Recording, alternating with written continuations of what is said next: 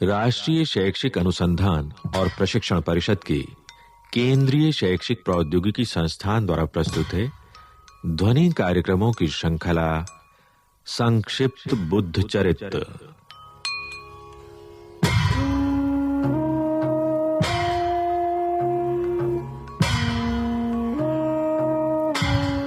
श्रृंखला के पिछले भागों में आपने सुना कि सिद्धार्थ बुद्धत्व प्राप्ति के बाद कपिलवस्तु के निकट वेणुवन के लिए प्रस्थान करते हैं, जहां उनका मिलन एक धनी व्यक्ति सुदत्त से होता है, जो भगवान बुद्ध से तत्व ज्ञान प्राप्त करता है।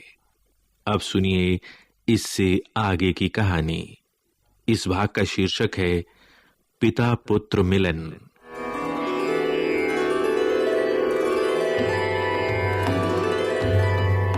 भगवान बुद्ध के ज्ञान से प्रभावित होकर अन्य दर्शनों के आचार्य भी उनके शिष्य बन गए। उनके धर्म का प्रचार प्रसार होता चला गया। वे काफी समय तक राजगृह में निवास करते रहे। एक दिन उन्हें याद आया कि उन्होंने अपने पिता के मंत्रियों को वचन दिया था कि ज्ञान प्राप्त करके वे कपिलवस्तु लौटेंगे। इसलिए उन्होंने अपने पिता शुद्धोदन के राज्य में जाने का विचार किया और अनेक शिष्यों के साथ राजगृह से कपिलवस्तु के लिए प्रस्थान किया। कुछ दिनों में वे अपनी शिष्य मंडली के साथ अपने पिता की नगरी के समीप पहुंचे और वहीं ठहर गए। राजा शुद्धोदन के पुरोहित और आमात्यों को जब अपने गुप्तचरों से ये सूचना मिली कि कुमार सिद्धार्थ बुद्ध बनकर नगर के समीप आ गए हैं, तो उन्होंने इसकी सूचना राजा को दी। राजा अपने पुत्र के आगमन का समाचार सुनकर प्रसन्न हो गए। अनेक पुरवासियों के साथ वे अपने पुत्र से मिलने के लिए चल पड़े। उनकी आंखों से आनंद के आंसू बह रहे थे।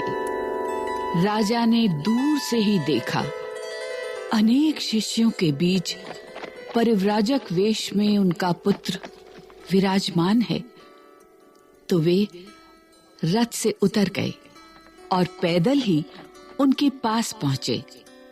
मुनि वेश में अपने पुत्र को देखकर राजा शुद्धोदन का मन विफल हो गया। उनकी वाणी अवरुद्ध हो गई। विस्मय में पड़कर वे न तो उन्हें पुत्र कह सके और न ही भिक्षु। अपने आप को राजसी वस्त्रालंकारों से विभूषित और पुत्र को भिक्षु वेश में देखकर उनकी आंखों से आंसुओं की धारा बह चली। किंतु ममता और स्नेह से रहित अपने पुत्र को देखकर राजा को वैसी ही निराशा हुई जैसी कि किसी प्यासे को सूखा तालाब देखकर होती है। राजा ने अपने पुत्र को देखा, परंतु पुत्र दर्शन का सुख उन्हें नहीं मिला।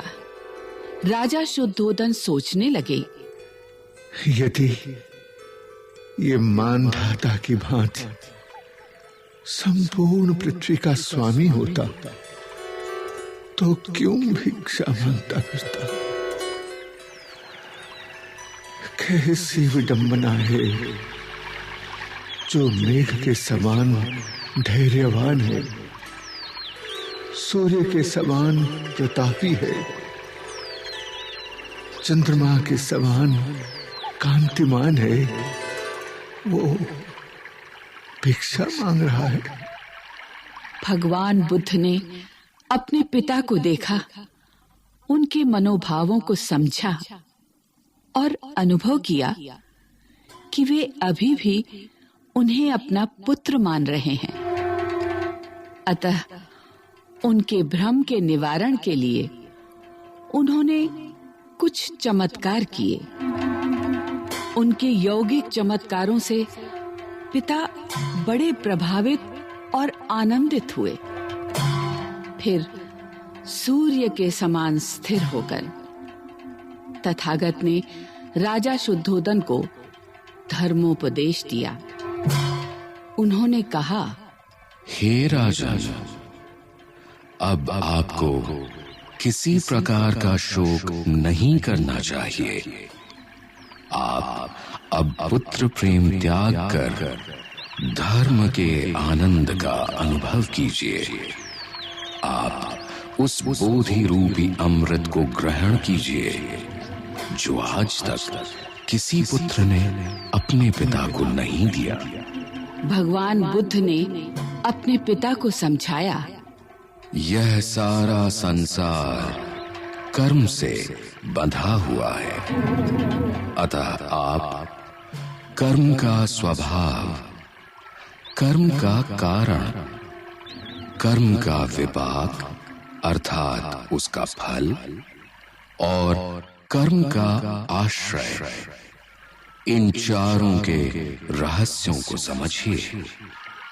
क्योंकि कर्म ही है जो मृत्यु के बाद भी मनुष्य का अनुगमन करता है। आप इस सारे जगत को जलता हुआ समझकर उस पथ की खोज कीजिए जो शांत है और ध्रुव है, जहां न जन्म है, न मृत्यु है, न श्रम है और न दुख।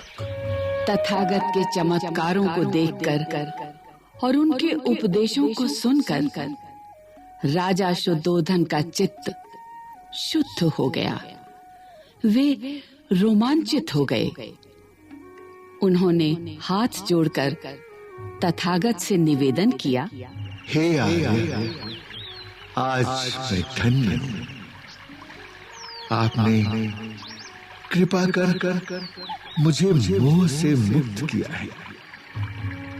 हे तात, आपका जन्म सफल है। अब मैं सचमुच पुत्रवान हूं। आपने राज्य लक्ष्मी और स्वजनों का त्याग किया, दुष्कर तप किया और मुझ पर कृपा की। ये सब उचित ही है। आप चक्रवर्ती राजा होकर भी हम सब लोगों को उतना सुख नहीं दे सकते थे जितना आप आज दे रहे हैं। आपने अपने ज्ञान और सिद्धियों से भव चक्र को जीत लिया है। बिना राज्य के ही आप संपूर्ण लोकों के सम्राट की भांति सुशोभित हैं। ये कहकर राजा ने भगवान बुद्ध को सादर प्रणाम किया। भगवान बुद्ध के योग, ऐश्वर्य तथा उनके पिता द्वारा किए गए सत्कार को देखकर अनेक लोगों ने घर छोड़ने का निश्चय किया। अनेक राजकुमार निर्वाण धर्म का उपदेश सुनकर विरक्त हो गए। आनंद, नंद, कृमिल, अनिरुद्ध, कुंडधान्य ने उनसे दीक्षा ग्रहण की और गृह त्याग किया। तथागत की शिक्षा से देवदत्त तथा गुरुपुत्र उदाई ने भी यही किया। अत्रि नंदन उपाली ने भी दीक्षा ग्रहण की। राजा शुद्धोधन ने भी अपना राज्यभार अपने भाइयों को सौंप दिया और स्वयं राजर्षियों की तरह रहने लगे। इसके बाद राजपुत्र सर्वार्थ सिद्ध सिद्धार्थ ने अपना लक्ष्य सिद्ध करके अपने दीक्षित शिष्यों तथा पुरवासियों के साथ नगर में प्रवेश किया। अश्रु बहाते हुए पुरवासियों ने पुष्प वर्षा करके उनका स्वागत किया। ये समाचार सुनकर राजभवन की स्त्रियां द्वारों और वातायनों की ओर दौड़ी। काशाय वस्त्रधारी होने पर भी उन्हें सांध्यकालीन बादलों से आधे ढके सूरज के समान चमकते देखकर स्त्रियां रोने लगी और विह्वल होकर उन्होंने भगवान को प्रणाम किया। नगर और राजभवन की स्त्रियां अपने राजकुमार को मुनिवेश में देखकर तरह-तरह से विलाप कर रही थी। पत्नी यशोधरा भी उन्हें देखकर अत्यंत शोक विह्वल हो गई।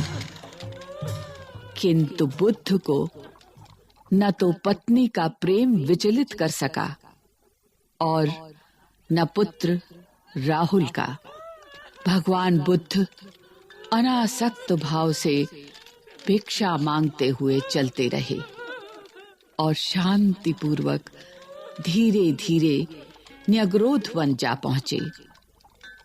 वहां वे संसार के जीवों के कल्याण के लिए चिंतन करने लगे।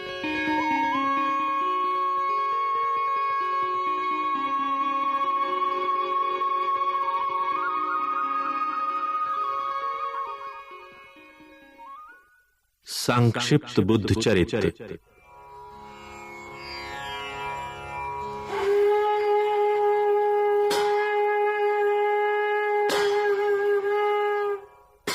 इस श्रृंखला के अंतर्गत अभी आप सुन रहे थे ये कार्यक्रम। मूल कथा महाकवि अश्वघोष, आलेख प्रोफेसर माणिक गोविंद चतुर्वेदी, सहयोग प्रोफेसर अनिरुद्ध रॉय, निर्माण संचालन प्रभुदयाल खट्टर, कलाकार मंजू मैनी, राम मैनी, जितेंद्र राम प्रकाश, तकनीकी नियंत्रण पुष्पलता कुमार, तकनीकी समन्वय सतीश लाड़े, ध्वन्यांकन दीपक पांडे और अमिता भट्टी, निर्माण सहयोग दाऊदयाल चतुर्वेदी तथा निर्माण एवं प्रस्तुति रमेश रानी शर्मा।